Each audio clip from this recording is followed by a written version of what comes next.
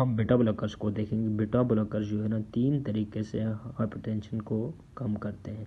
एक हमारे पास ये है कार्डियक आउटपुट को कम करेंगे तो ब्लड प्रेशर कम होगा। दूसरा हमारे पास ये क्या करते हैं, सिंपैथेटिक आउटफ्लो को कम करते हैं ब्रेन में जो है ना, जिसकी वजह से कार्डियक ब्लड प्रेशर कम होता है। तीसरा हमारे एड्रेनलिन रिलीज को कम करते हैं, जिसकी वजह से एल्डोस्टेरोन कम रिलीज होता है, वाटर सोडियम रिटेंशन कम होता है।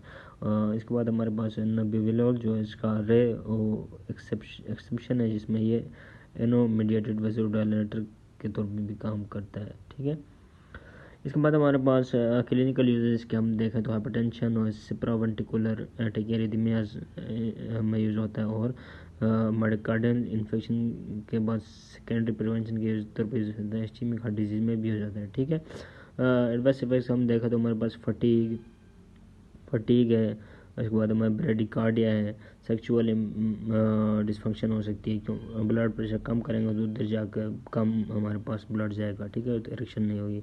इसके बाद हमारे पास इंसोम्निया हो सकते हैं, नींद कम आएगी। ठीक है, HDL कोलेस्ट्रॉल कम हो सकता है, ट्राइग्लिसराइड ज़्यादा हो सकता है, ये मेटाबॉलिक एक्शन है इसका। और विड्रॉल जल्दी करेंगे तो हमारे पास डायरेक्ट रिबाउंड हाइपरटेंशन हो सकती है और सडन डेथ हो सकती है। ठीक है ना, तो जल्दी विड्रॉल नहीं करना।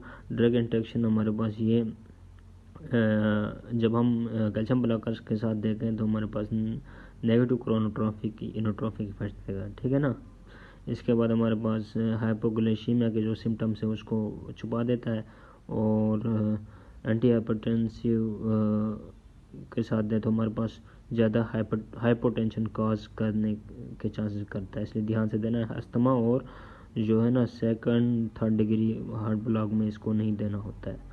ये हमारे पास इसके कंट्राइंडिकेशंस हैं। यहाँ पर हमारे पास बीटा ब्लॉकर्स कंप्लीट हो गए।